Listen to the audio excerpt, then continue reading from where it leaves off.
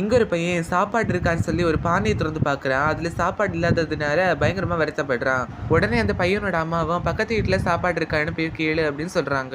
இந்த பையன் அவன் பக்கத்து வீட்ல போய் பார்க்குறான். அந்த பக்கத்து வீடு பூட்டி இருக்கு. அதனால இவனுக்கு என்ன செய்யறதுன்னே ஒண்ணும் புரியாம அப்படியே பார்த்துட்டு இருக்கான். அப்போ கொஞ்சம் பசங்க ஸ்கூலுக்கு போறத இந்த பையன் பார்க்குறான். இந்த பையனை ஸ்கூலுக்கு போகணும்னு சொல்லிட்டு வேகமா கிளம்பி ஸ்கூலுக்கு போகிறதுக்காக ஓடுறான். அப்போ அவன் காலில் முள்ளு குத்தி ரத்தம் வந்துட்டு இருக்கு. ஆனாலுமே அவன் கஷ்டப்பட்டு எப்படியோ ஸ்கூலுக்கு வந்துடுறான். இவன் எதுக்காக ஸ்கூலுக்கு வந்திருப்பான்னா ஸ்கூல்ல சமைக்கிற சாப்பாடை சாப்பிட்றதுக்காகவே ஸ்கூலுக்கு வந்திருப்பான். இவனை பார்த்த ஒரு டீச்சரும் நீ ஏன் இவ்வளோ நாள் ஸ்கூலுக்கு வரல அப்படின்னு சொல்லிட்டு அவனுக்கு நிறைய பனிஷ்மெண்ட்டை கொடுக்குறாரு. அதுக்கப்புறமா அந்த சாரா அந்த பையனை உள்ள அனுப்புறாரு. இந்த பையனை அவங்க சாப்பாடு சமைக்கிறாங்களான்னு சொல்லிட்டு வெளியில பார்த்துட்டே இருக்கான். அவன் பக்கத்துல இருந்த ஒரு பையனை இதை சாப்பிடுன்னு சொல்லிட்டு அவனை கிண்டல் பண்றான். இந்த பையனை பசியால சாப்பாடை நினைச்சிட்டே இருக்கான். இந்த பையனை பசியினால அப்படியே மயக்கம் போட்டு விழ போறான். அப்போ ஒரு சாரு அவன் மேல சாக்பீஸை தூக்கி அடிக்கிறாரு. அப்போ அந்த சாரும் நீ பாடம் எடுக்கும்போது தூங்குறியா அப்படின்னு சொல்லிட்டு அவனுக்கு அடியும் கொடுக்குறாரு.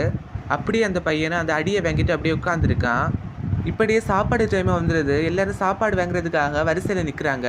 எல்லாரும் சாப்பாடை வாங்கிட்டு ப்ரேயர் பண்றாங்க. அதுக்கப்புறமா எல்லாரும் சாப்பிடலான்னு போகும்போது சாப்பாடுல பல்லி விழுந்துருச்சு அப்படின்னு சொல்றாங்க. ஆனாலுமே அந்த பையன் அந்த பல்லி விழுந்த சாப்பாடை சாப்பிடுறான். அப்ப அந்த டீச்சர் அங்க வந்து அவனை அடிச்சு அந்த சாப்பாடை எடுத்துட்டு போயிடுறாரு.